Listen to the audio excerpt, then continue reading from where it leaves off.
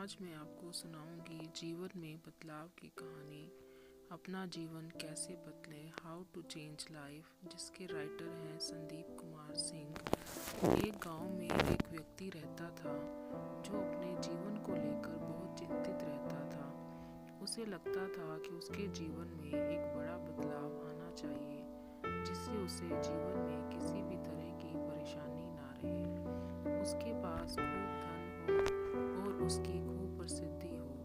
वह जहाँ जाए उसे सम्मान मिले, परंतु उसके जीवन में कुछ भी नहीं बदल रहा था, क्योंकि वह कुछ करने की जगह बस सही समय का इंतजार कर रहा था। और समय उसके कुछ करने का इंतजार कर रहा था। उसकी इसी आदत के कारण उसका मन दुखी रहने लगा। उसके मन में नकारात्मक विचारों का वास होने लगा। उसे हर चीज में कमी नजर आने लगी। जब भी वह कुछ करने का मन बनाता तो अचानक उसके मन में विचार आता कि शायद ये काम सही ढंग से नहीं हो पाएगा। उसे लगने लगा शायद वह कुछ करने लायक ही नहीं है। इसका परिणाम ये हुआ कि उसका जीवन पहले से भी ज्यादा दुख में हो गया। उसे समझ नहीं आ रहा था कि वह इस परिस्थिति से कैसे बाहर निकले, कैसे वह कोई ऐसा काम करे जिसमें वह सफल हो सके। दिन बीतते जा रहे थे, लेकिन उसे अपनी इस समस्या का कोई समाधान नहीं मिल रहा था। उसी दौरान उनके गांव में एक साधु आए, जिनकी प्रसिद्धि दूर दूर तक थी। सब ऐसा कहते थे कि उनके पास हर समस्या का हल मिल जाता है। जब उस व्यक्ति ने यह सुना कि साधु उनके गांव में आए हैं, तो वह बिना कुछ सोचे समझे अपनी समस्या लेकर तुरंत उनसे मिलने चला गया। साधु को प्रणाम कर उसने अपनी समस्या बताई। उसने बताया कि वह अपने जीवन में बदलाव चाहता है, परंतु उसे कोई सही राह नहीं मिल रही। इसी कारण उसके मन में नकारात्मक विचार आते रहते हैं और दुख हमेशा उसे घेरे रहता है। कोई काम करने जाता हूँ तो मन में उसकी विफलता का विचार पहले ही आ जाता है। बताइए मैं ऐसा क्या करूँ कि एक सुखद जीवन जी सकूं। साधु ने पूरी बात सुनी और उस व्यक्ति को दूसरे दिन उसे सूर्योदय के समय आने के लिए कहा।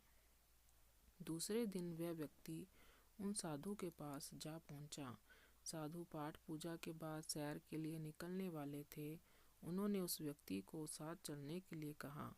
चलते चलते वे एक खेतों के पास पहुंचे। गेहूं की फसल तरफ इशारा करते हुए साधु ने पूछा, क्या तुम बता सकते हो इस खेत में गेहूं की ये फसल कैसे उगी होगी? जी, पहले खेत को जोता गया होगा, फिर उसमें बीज डाला गया होगा, उसके बाद समय समय पर पानी दिया गया होगा, तभी ये फसल उगी होगी। उस व्यक्ति ने पूरी प्रक्रिया बताते हुए उत्तर दिया। थोड़ा आगे और चलने पर उन्होंने देखा कि एक खेत में घास ही घास थी।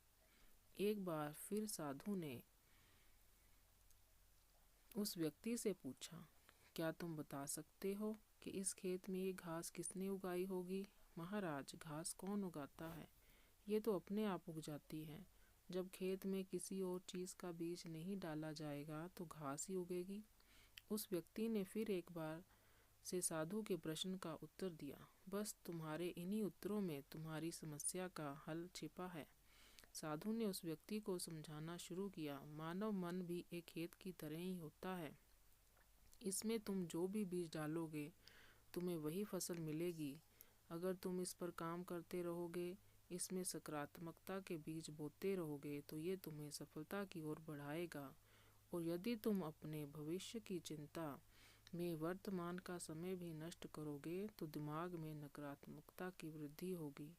बदलाव तभी संभव है जब हम व्यर्थ की चिंता को छोड़कर और सही समय की प्रतीक्षा ना करते हुए अपने वर्तमान में ही वो करें जो हमें करना है। उस व्यक्ति को ये बात समझ में आ गई कि अगर मन को सही दिशा में लगाना है तो उसे सही दिशा की तरफ बढ़ाना होगा। मन रूपी खेत का सही प्रयोग ही जीवन में बदलाव ला सकता है। इसे खाली छोड़ देने से इस पर आलस और नकारात्मकता अपनी सत्ता जमा लेते हैं। मन के कहे पर मत चलिए, बल्कि मन को अपने कहने पर चलाइए। एक बड़ी इमारत बनने की शुरुआत भी एक ईंट रखने से ही होती है, और उस ईंट की तरह अपनी छोटी छोटी कोशिशों को जोड़कर आप एक बड़ा मुकाम हासिल कर सकते हैं। ज़रूरत है तो बस एक शुरुआत की। दोस्तों, मुझे ऐसा लगता है ये बदलाव की कहानी कई लोगों के जीवन से मिलती जुलती है। हम में से कई लोग ऐसे होते हैं जो आज का काम कल पर, या यूं कहें हमेशा के लिए टालते रहते हैं। इसके साथ ही शिकायत भी करते रहते हैं कि ना जाने कब हमें सफलता मिलेगी। यदि आपके साथ भी ऐसा ही होता है तो हमें कमेंट बॉक्स के ज़रिए अपने विचार ज़रूर बताएं। और दोस्तों, अगर आपको ये कहानी पसंद आई हो तो प्लीज़ मेरे चैनल को सब्सक्राइब करें, शेयर करें, लाइक करें। Thank you.